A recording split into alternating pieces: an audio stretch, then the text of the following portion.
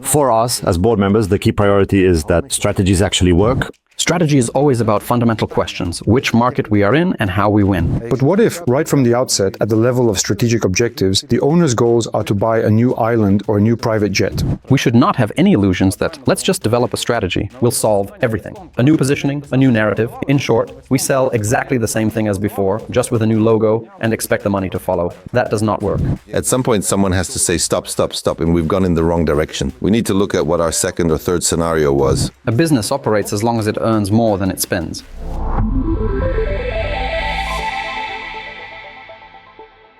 Ladies and gentlemen, welcome to the Board of Directors with Sergiy Bulavin channel. As you know, boards of directors and individual board members constantly face the need either to participate directly in strategy development and implementation, or at least to oversee strategy execution from the supervisory board's perspective. That is why Dmytro Kozlov, Armen Kurginyan, and I decided to produce a series of videos focused on strategy development and implementation in order to present the full range of possible techniques, approaches, and tools used in strategic planning. For this purpose, Armen, Dmytro, and I will be inviting experts with extensive hands-on experience to share their practical insights. Our goal is to ensure that this content is useful to you, both as board members and as business owners for whom strategic planning, strategy development, and execution are equally critical. This is extremely important. Today our guest is Andriy Myronyuk. Andriy, welcome. Good afternoon. Welcome. Andriy has extensive practical experience in developing and implementing strategies for a wide range of companies. In addition, Andriy is a lecturer at the UCU Lviv Business School. Colleagues, of course, we will aim to keep the discussion as practical as possible, but some theory will still be necessary for each approach. Andriy, what do you define as strategy? Strategy, and the very definition of strategy, is a very interesting topic. I sometimes feel that there are more definitions of strategy than there are definitions of the concept of a brand. In reality, there are many such definitions, and most of them are objectively correct to one degree or another. I personally like two definitions, a shorter one and a more comprehensive one. The first is that strategy is a set of goals and the steps to achieve them. When you begin strategy development, you first understand where you want to get to, then you assess where you are today and think about how to connect the two. There is also a very strong definition by Roger Martin, a Harvard professor, who says that strategy is a set of decisions we make within a company or organization in order to achieve a stronger position, both now and, in particular, in the future. Because our decisions shape our lives, both in everyday life and, in fact, in the life of any organization. That is why viewing strategy as a set of decisions is, in my opinion, also a very solid and accurate definition. This is generally the paradigm within which I and our clients operate. Yes, I agree with what Andriy has said. The definition you and I use, Sergiy, that part of the strategy is an action plan that leads to the achievement of strategic objectives, aligns with what Andriy described in his first definition. However, I do have a question regarding the second definition, because a set of decisions can exist within very different paradigms. It can be opportunistic. In other words, we make decisions today depending on today's circumstances, on the weather, whether someone crossed our path, whether a black cat ran across the road, and so on. Taken together, this may indeed be a collection of decisions, but does it qualify as a strategy if those decisions are made day by day in reaction to random events? That is why I would add that yes, it is a set of decisions, but they all need to be aligned with a shared, coherent view of the future. In other words, there needs to be some kind of framework within which these decisions are actually taking us somewhere. Because if they are completely disconnected, it becomes very difficult to bring everything related to strategy into a single, coherent direction. That's an interesting point, yes. Objectively speaking, there are at least, the ones I most often highlight, 3 levels: strategic, tactical, and operational, or day-to-day. Some decisions are made at the operational level, some at the tactical level, and some at the strategic level. Coming back to that definition, it clearly states, and this is something I often emphasize, that these are the decisions we make so that the company is in a significantly stronger position in the future. The emphasis on the future is extremely important because we all want to create a strategy in which our company is strong and successful, ideally tomorrow, or at least starting today, if something can still be changed, but certainly not yesterday. This is a very common mistake, trying to rely on past success in a new context. The problem is not that the context has changed. The problem is that the strategy did not change when the context did. As I often say, generals tend to fight the wars of 50 years ago. That is why this point is so important and why the notion of decisions being shared matters. Yes, because when we talk about decisions of an organization, we mean decisions that the organization has actually agreed upon, that there has been alignment. At the strategic level, we define where we are going, how we are going there, which market we are targeting, how we plan to win, and what we are going to do about it. So let us agree that a decision is considered made only when it has actually been made and aligned. Indeed, there are different approaches to strategy. Some see it as an action plan, others argue that it is not merely an action plan. But for us, as strategy practitioners and as board members, the most important thing is that strategies actually work. 100%. And I would like to ask Andrei a question, building on Armin's earlier point. Can there be a strategy process without clearly defined strategic objectives?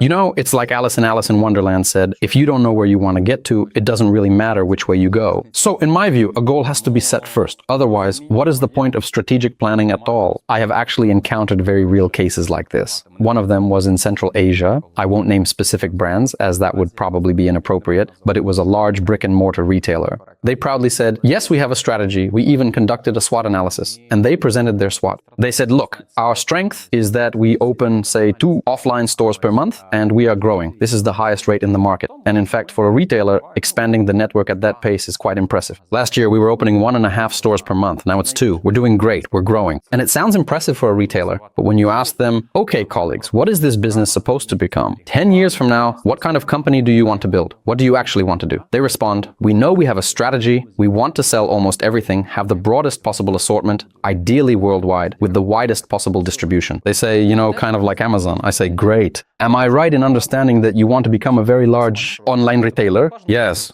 But at the same time, you are proud of the fact that every month you are investing more and more money into brick-and-mortar stores. They pause and think. And then they say, well, yes, it seems so. And they literally move that point with an arrow from strengths to weaknesses in their SWOT analysis. This is really about the fact that goals define the system of coordinates. Because if you look at any plane and you don't know where the target is, you simply don't know where to move. Direction matters more than speed because it is better to move slowly in the right direction than quickly in the wrong one. So strategy development without goals, I don't know. There may be some very exceptional cases, but even then we still understand why we are doing it, where we want to get, and what we want to become. That is why I don't really believe in goal-less strategy. In practice, we have not encountered this. Objectively, one of the most difficult elements of strategy development is the very first stage, defining the goals. And this often sounds ironic because owners tend to say, we know what we want. Great, let's write it down. First, if you ask 3 different owners, you will get 3 different goals. Second, those goals are usually very vague. We want to become a leader. Leader where, in what, by which metric? Sales volume, number of customers, revenue, fine, revenue, or maybe network size. You can have high revenue and still be unprofitable. And if we are talking about an international company, the range of interpretations becomes even broader. You sell 2 products in Romania. Are you already an international company? Well, technically yes, but not really. You said that once you sell abroad, you become international. Yes, but not in that sense, you see? So yes, defining goals is genuinely not easy, but the logic of strategy development is to understand what you want and how you intend to get there. At least that is how I see it. Though I am always open to debate, it's usually a fun one. No, I agree with you. You've just confirmed the point. In most cases, Sergiy, when you and I work on strategy, the issue is that if we don't explicitly start with strategic objectives, they simply don't surface on their own. In other words, it requires a deliberate step. No. First strategic objectives and only then everything else. We have seen many strategy presentations prepared by someone else, where the slides list all these steps and initiatives, but when you ask, where exactly do you want to end up, there is no clear answer. In other words, the process does not start strategically. Why are you doing all this? And there can be very different approaches to formulating strategic objectives. They can be defined quite precisely, for example, in financial terms, or they can be less specific at the level of mission or vision.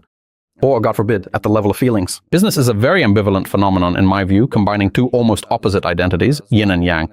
On the one hand, for a business to truly work well, there has to be a very powerful idea at the level of a dream. A real dream, the kind of let's change the world ambition. One that makes people willing to leave a comfortable job at, say, Google with a great compensation package to join your startup where they may actually have to invest money rather than be paid. Why would they do that? To change something? As Steve Jobs once said, you can spend the rest of your life selling sugared water, or you can come with me and change the world. And indeed, the then CEO of Coca-Cola made that move. And the logic here is very similar. So on the one hand, there has to be something truly inspiring, something that, first of all, brings together an exceptional team around the idea. Talent shortages are real, and truly top talent is scarce, as we all know. And only after that can you unite customers around that team. And this element is very much about a dream. On the other hand, for this to scale, it has to be built into a very clear system, quite literally into Excel. And the challenge is to connect this dream, the idea that makes people leave Google to join you, with a system that is scalable, because not everyone stays inspired when the money runs out. Inspiration alone is great, but only for a while. And this is where the real difficulty lies. That is why, when we come back to goals, we always try to start by amplifying that dream. People will never achieve something, what they can't dream of. There is a horizon of vision, and that horizon defines the limits. So first, for example, we help teams arrive at a genuinely aspirational vision, and then using fairly simple tools, we cascade it into very clear objectives.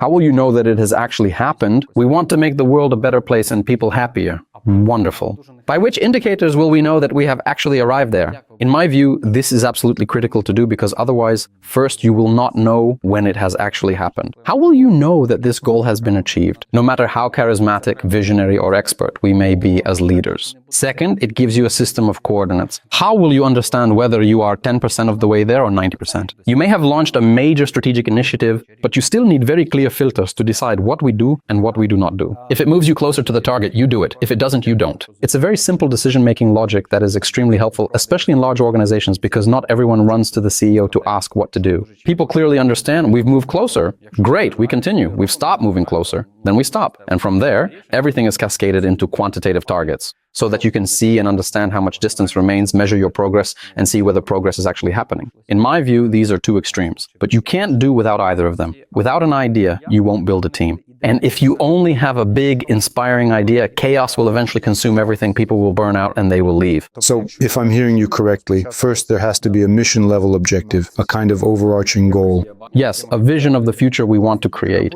Which is then translated into measurable quantitative objectives. But what if, right at the level of strategic objectives, the owner's personal goals come first? I don't know, for example, buying a new island or a new jet. How do you turn that into a goal that motivates the team and resonates with customers? Because customers don't really care what the owner wants to buy, do they? So how do you connect the two? I actually had a very real case like this in practice, like literally about a jet. We had a client, and in a private conversation during a break between session blocks, he said to me, and I asked, why did you create this business in the first place? He said, damn, I want a plane, and not just any plane, a Boeing, and he was being completely sincere. There was no hidden agenda to read into, no cat hiding in the room. And I said to him, listen, that's a perfectly fine goal, but look at your team. Who are these people? They're all very strong, highly professional, genuinely powerful specialists. How motivated do you think they will be to wake up every morning for that? To come to your office every morning and do all this just so that you can buy a plane? He says, well, that's not really an option. That's one side of the story. You can also approach it from the team's perspective. Look, it's not even about which of these people would be willing to do it. You don't want to build a team of people who are indifferent, who will say yes to anything, and not for all the money in the world because they shouldn't be working only for money. Well, money matters, of course, but there has to be an idea as well. So the plane as a goal, not very compelling. The second angle is this. Okay, you want a plane. How are you planning to get it? You buy it? Great. With what? With money.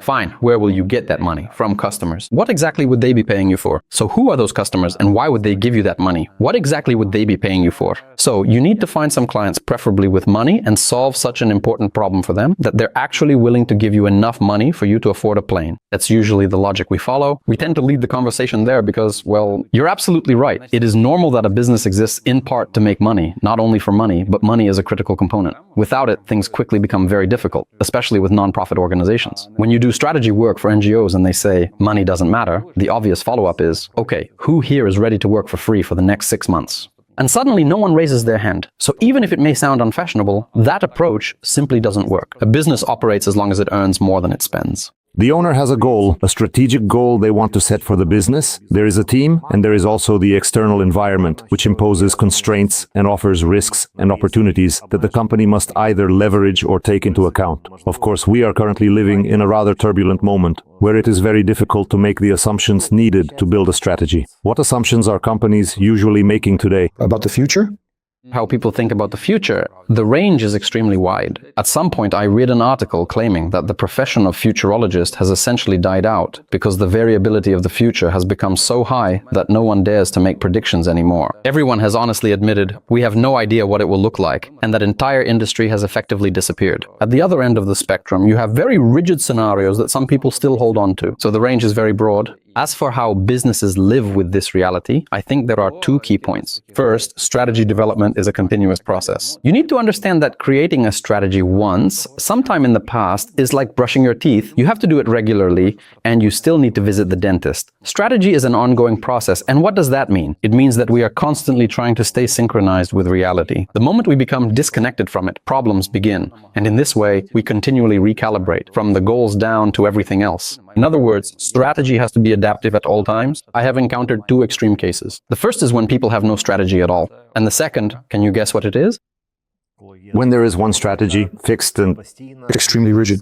In this case, people do have a strategy and they follow it, stubbornly. That is the other extreme. No strategy versus nothing but the strategy. And what is the problem with the second extreme? You sometimes join a client project, not necessarily at the beginning of the year when the strategy was originally set, but maybe in the middle of the year or in the fall, and you see that, given the context, they are doing some very strange things. And people are smart, and you say, listen, we have two prices here. Obviously, if it's this competitor, then why are we even doing this? And they tell you, because we have a strategy. You see, the strategy has already been approved by the board, the CEO, whoever needs to approve it. Back then it wasn't, now it is. So I'd say the second extreme is when a strategy exists and no one changes it. It's abnormal not to have a strategy, and it's abnormal not to adapt it. In other words, you need a strategy and you need to continuously adapt it. That's the first lesson on how to deal with uncertainty. You can't really eliminate uncertainty. You just have to live with it because everything keeps changing. The second part, probably the current trend, is scenario-based strategy. We develop 3 to 5 scenarios and try to navigate according to them. The key uncertainties considered always vary depending on the business. For some companies, the dollar exchange rate is critical. If it goes up or down, it has a huge impact. For others, it may not matter at all. Almost every business nowadays considers questions like, will this war end,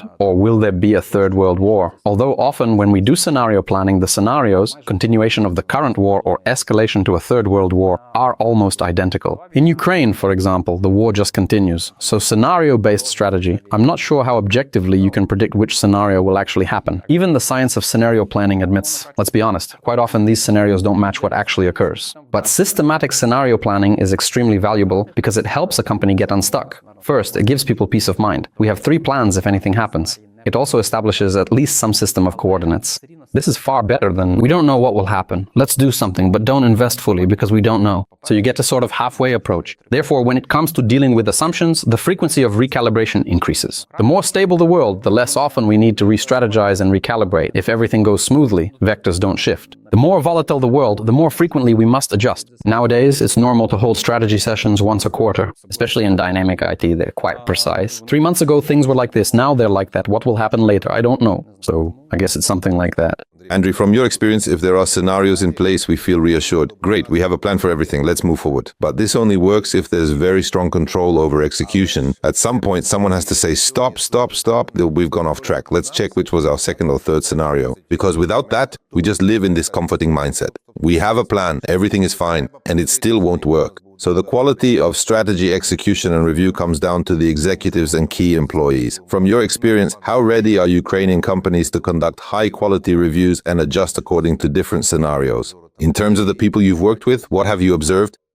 It's a difficult question because Ukrainian companies are very diverse, objectively, and experiences vary widely. Here's another interesting aspect that's often overlooked in strategic planning. Once we develop a scenario, it's crucial to set markers that signal which scenario is actually unfolding. Someone has to monitor it closely. Otherwise, if you have 4 scenarios and just follow the one you were living by, typically the inert one, or decide arbitrarily, at some point you might realize, oh, this scenario started 3 months ago. Wait, did we miss it? So this is extremely important and regular monitoring is essential. You may use indicators, dashboards, etc. And there has to be a person responsible for actively managing this. This also ties directly to execution and quality. I tend to believe that in a strong system, even weak performers can deliver well. And strong performers in a weak system often won't achieve their potential. That's what drives good results. If we're talking about larger companies, not small startups of 2 or 3 people, where everything depends on individual effort and energy, this becomes especially relevant. So probably the main issue here isn't so much the people, but the systems you build. For example, if you have a very clear strategy, if the CEO or owner has built a very clear system, and you meet at least every 2 weeks for a strategic status update, that's something we always advocate. Build operational strategic statuses, because operations will constantly push you anyway. Shipments here, a new invoice there, payroll to process.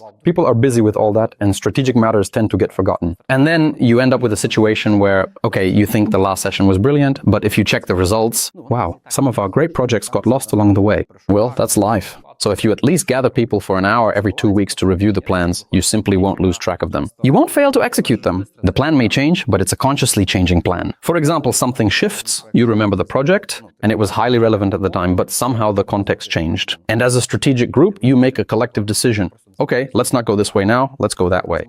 But it's a deliberate, conscious adjustment. I would focus more on the system than the individuals. Ukrainian companies are extremely diverse. Recently, about a month or two ago, we held a repeat strategic session for a Ukrainian special unit working with unmanned systems called Typhoon. Military, you might think. But to give you an idea, their execution of strategic goals we set with them over the past year, a year ago it was at 95%. And there you have it, about the people. And these are military personnel, so not business per se, not some typical corporate team. There were people with different backgrounds, yet the system allowed them to achieve almost complete execution of their strategic objectives. Sometimes you encounter a really strong, well-established company, and you can work with them a bit differently. So it really depends. There are certainly very capable people, but I'd still say it's more about systematization. And literally a few key individuals. You can't assemble 12 out of 12 superstar employees, but you can build a star system where, in principle, average performers can still deliver well, and even regular employees will produce quite good decisions. That's where I would focus. By the way, the board as an instrument is really key in this. It's about monitoring the execution of strategic goals, and the board takes responsibility for that oversight. This way, you don't have to pull in people who are deeply involved in day-to-day operations.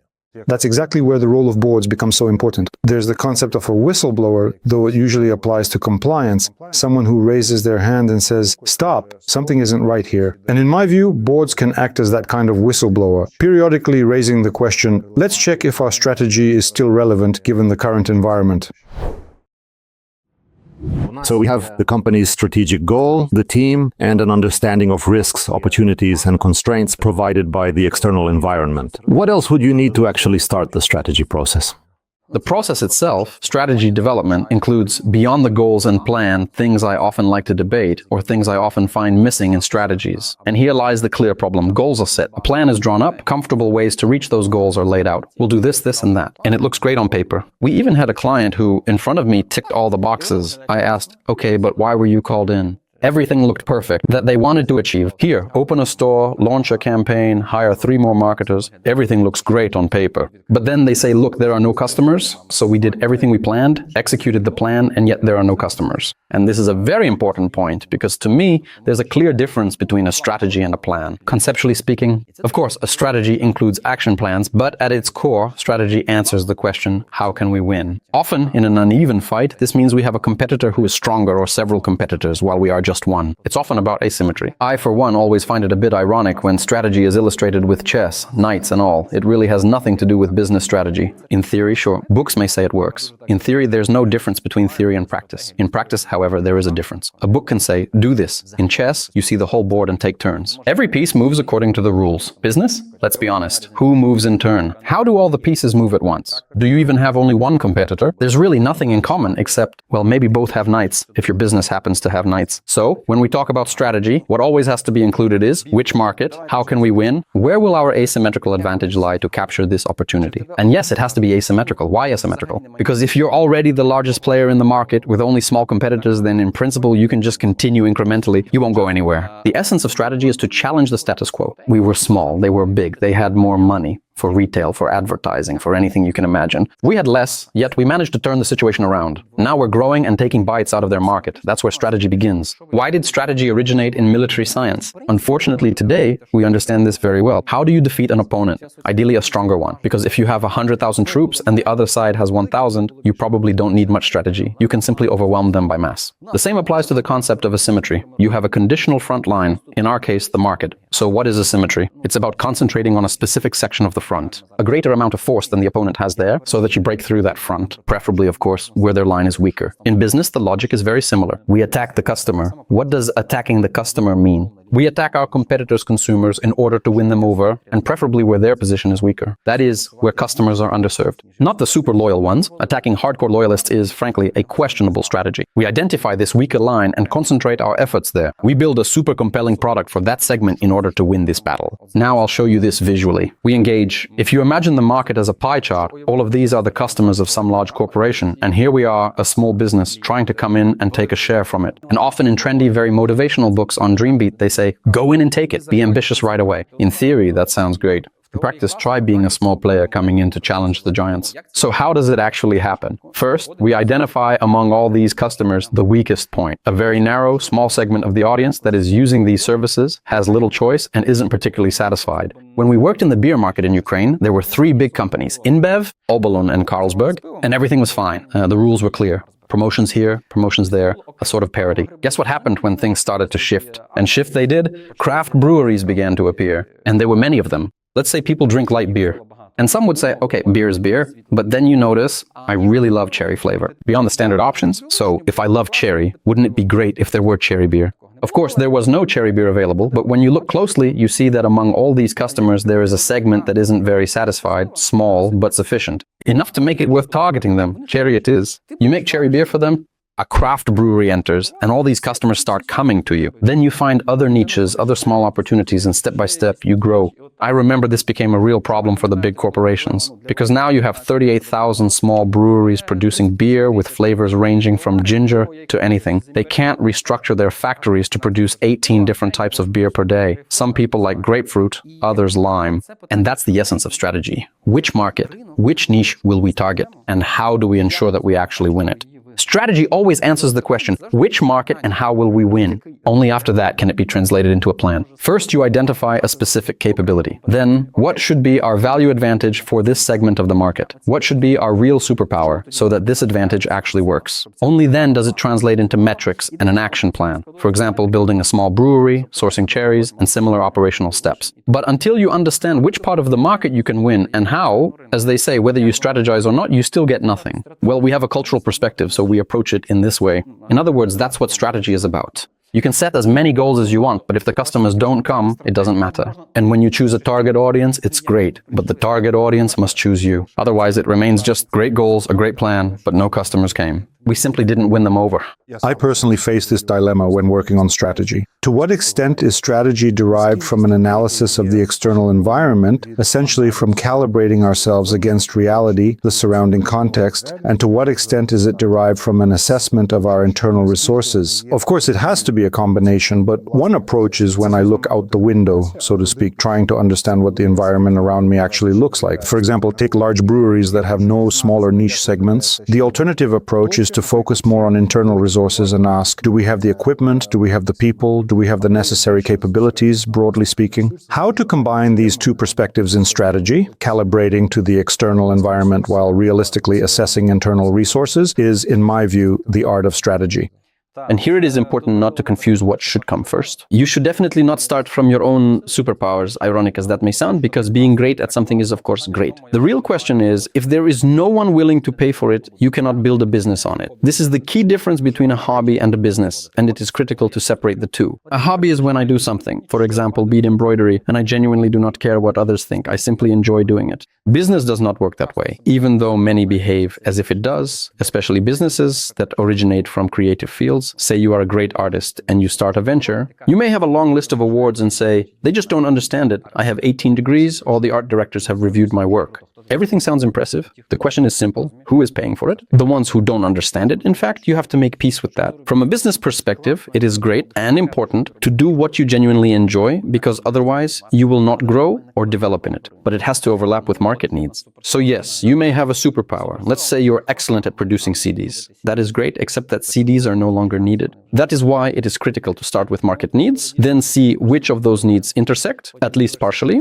with what you enjoy and where your strengths lie, and then deliberately develop your competencies in that direction. Sometimes that also means changing them. The same applies to CDs, film, cameras. There are many such cases, ranging from very overused examples to less obvious ones. You have to change your own competencies as well in order to reconnect with reality, with the same context you see when you open the window. Otherwise, you are living in a great world that no one is willing to pay for.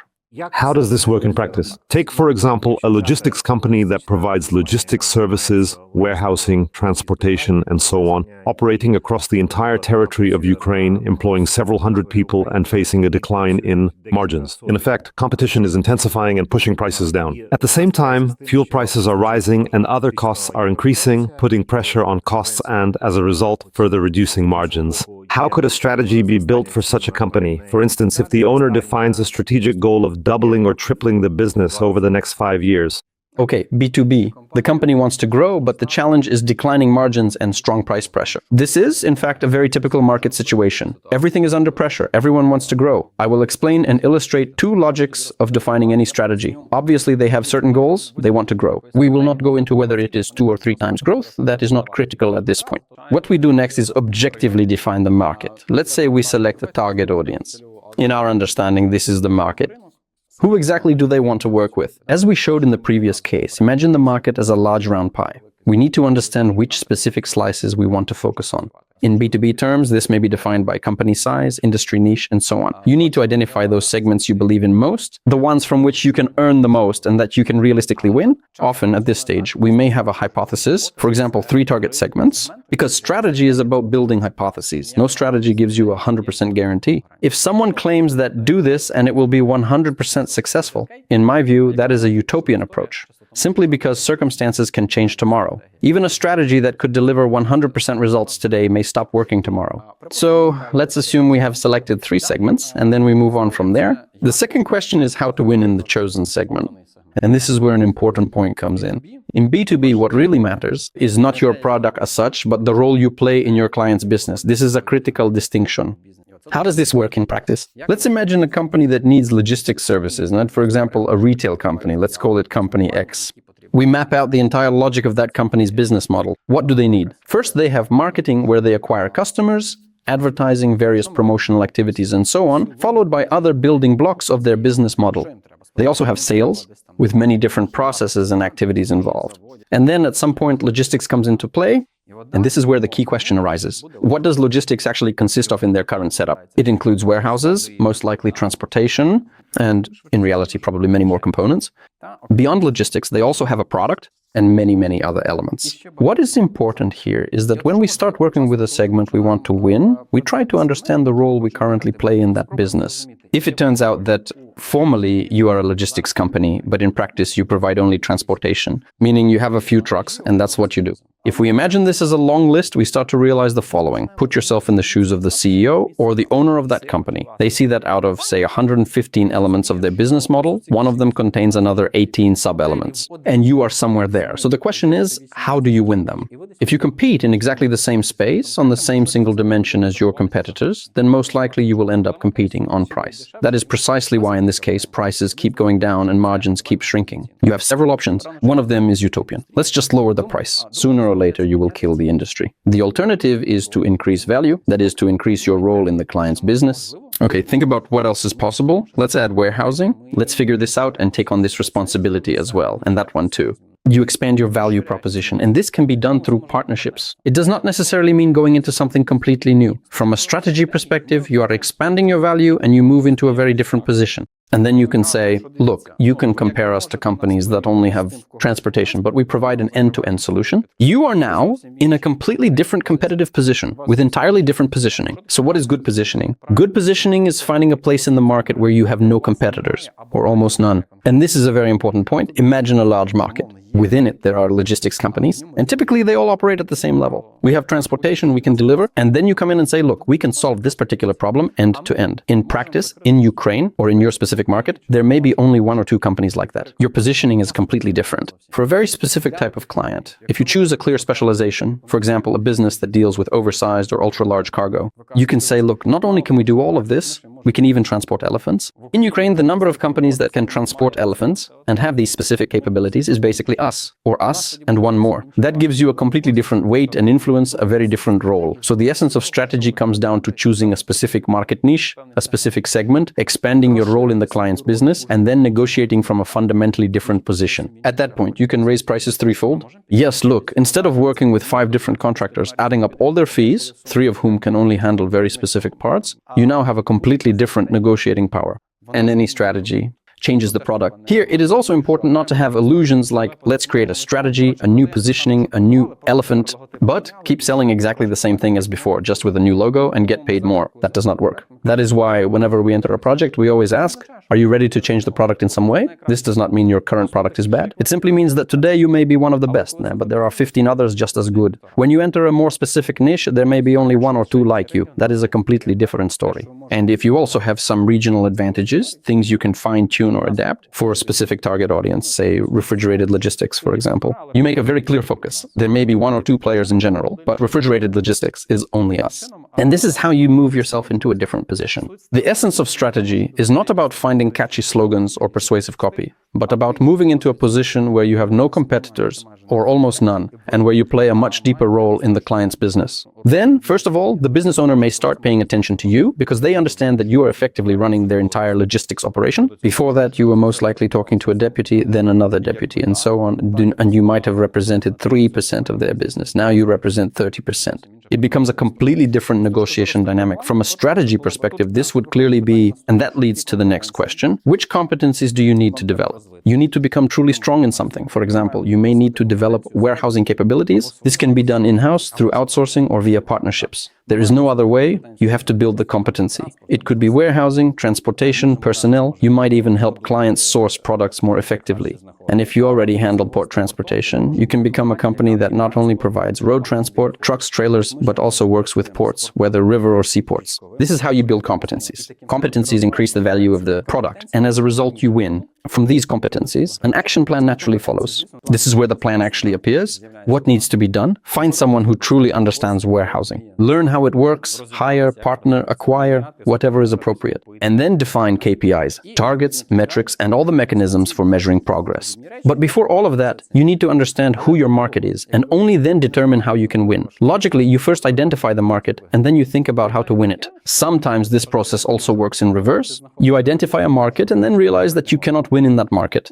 You explore it, analyze it, and see no clear path. Okay, you go back and look for another one. If it turns out that, for example, you cannot win the segments that need both standard transportation and port-related logistics because you have no access to ports, then you step back and say, okay, let's focus on clients who need standard transportation without ports and without refrigerated logistics. But perhaps you can handle cross-border transportation and partner with a customs broker. Great, then connect to a customs broker. That is one possible option. If ports did not work out, then let it be this instead. In this way, you select a configuration in which for a specific market you operate from a superior position. That in turn requires the development of specific competencies. You cannot keep selling what you sold yesterday and suddenly take off. To achieve different results, you have to do something different in a different way and become something different. So in short, this is what the essence of strategy development comes down to for me. At the hypothesis stage, you take at least 3 hypotheses and test them. In B2B, hypothesis testing is actually quite simple. It is not overly complicated. You prepare a commercial proposal and try to approach, say, 10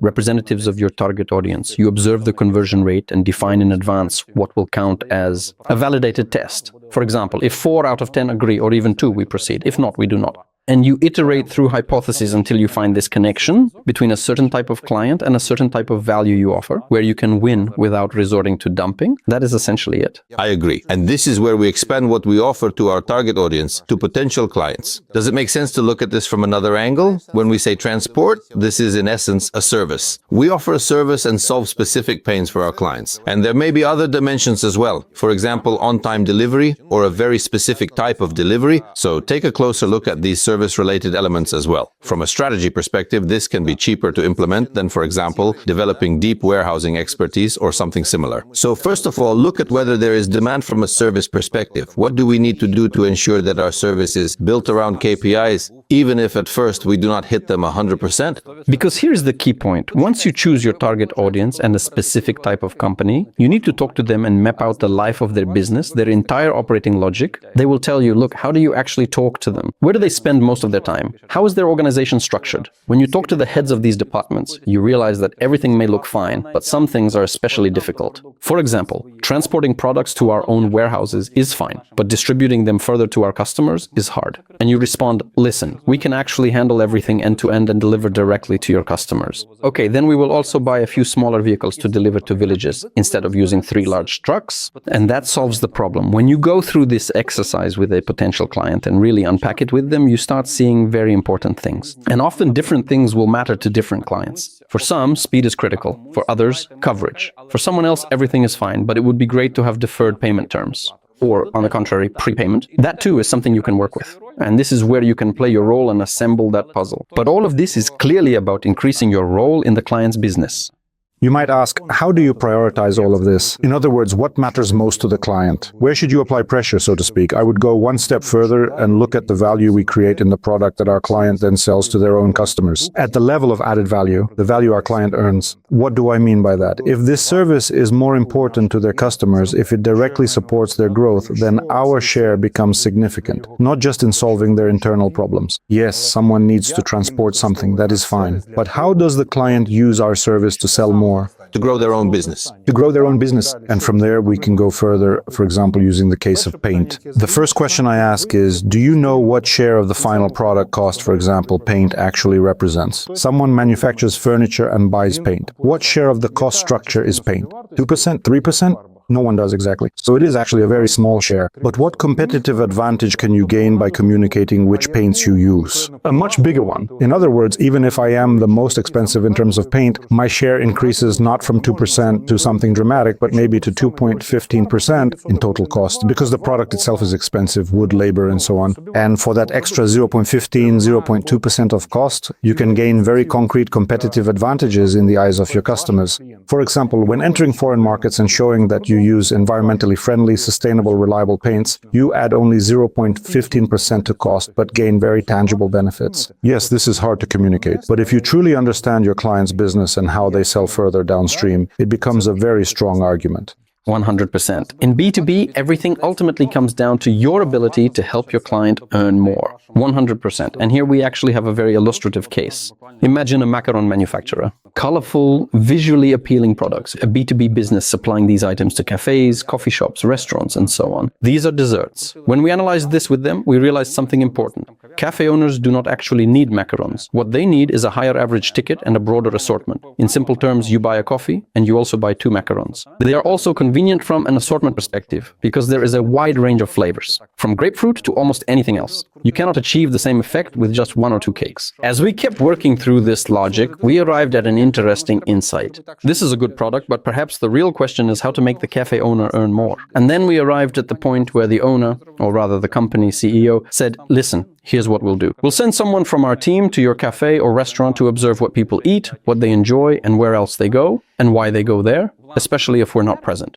Then they come back to the cafe owner with a full list of recommendations on how to increase sales. This could even include products like dumplings or anything else. They said, we're ready to earn on dumplings too. We will find suppliers who deliver dumplings. And from the perspective of selling our macarons, we'll come in and within 2 weeks, we'll understand what should be on the display so that customers buy, and we will supply it to you. The highest level is when you are helping your client earn more, even on products of their competitors. You see the point? Essentially, we are not limited to earning only on macarons. We can find contractors who deliver cheesecakes and earn there as well. Overall, the closer and more obvious your role is in helping the client earn more, the focus shifts from margin reduction to revenue growth. You are effectively creating a new paradigm in B2B. And the product sold to the client is fundamentally different. It's no longer a narrow service. No, it's revenue growth. Revenue per, say, square meter of display window.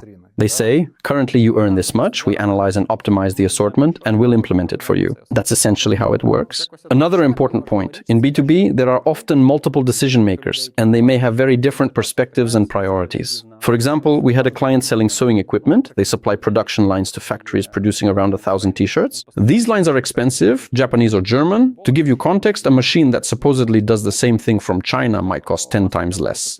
So ours is 200,000 euros, theirs is 20,000. It may not perform exactly the same, but at first glance it seems comparable. And the question is how to sell such equipment. This was a very interesting project.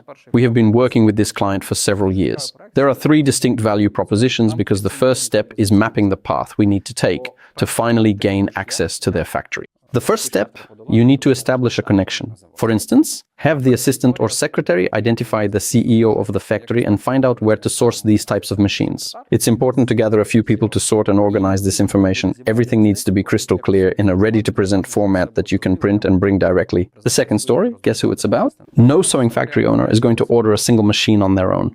Without the technologist. Exactly, the chief technologist.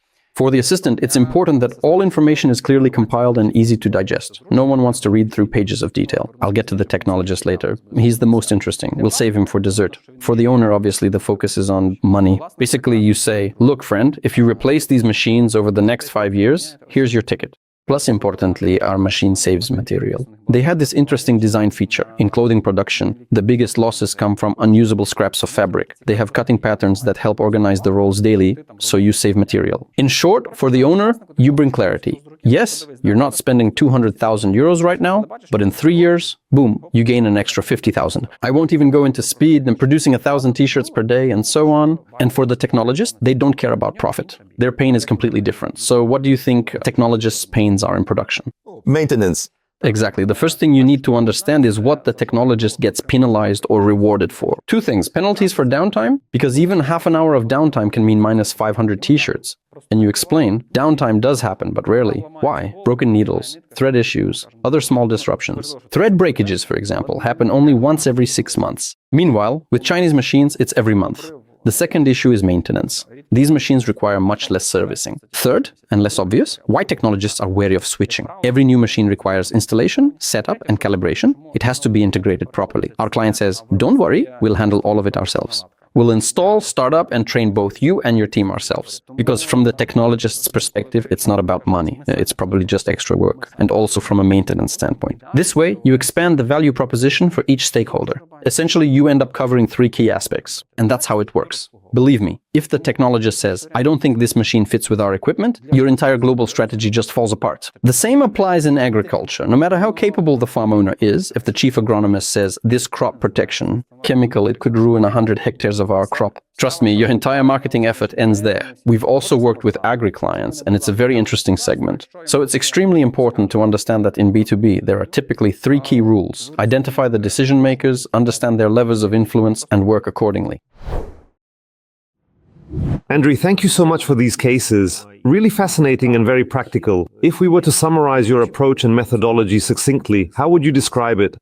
In summary, there really isn't a single universal methodology that always works. It's important to understand that a good consultant or strategist doesn't force reality into their frameworks. Instead, you look at the situation and adapt your approach accordingly, sometimes even creating new frameworks. Very often I realize there's a challenge, but no existing framework fits it or I can't find one. In that case, you have to invent it. It's crucial not to be afraid. Sit down and develop a custom framework. At the same time, there is a clear principle. Any strategy must be understandable. The entire team, or at least the leadership, I'm in a large organization of thousands, this is critical, but must be fully aligned around a single goal. That's the first point. The second, it must be clear in which market we intend to achieve these objectives. By market, we mean the segment. It could be a geographic region or the same geography but different emerging segments and so on. The third question is, how do we win in this market? What do we need to have in place for people in this market to choose us? Only then can we build the company toward the goal we set in the first step. Once we understand what we need, what our value proposition must be for the market to select us and for us to reach our goal, we identify the key competencies required. Okay, so what must we be exceptionally strong at to deliver this value proposition, ensure the market chooses us, and achieve the goal? Then we move to the action plan. This defines who does what and so on. These 5 core elements are absolutely key. Beyond that, everything depends on B2C versus B2B specifics. There may be multiple decision makers, multiple paradigms to consider, but in your strategy, you must clearly understand which market you're targeting and how you will win it. If you only have a detailed plan of who does what but don't understand who will actually pay, the strategy may be executed, but no clients will come. That's why it's critical to understand who will provide the revenue.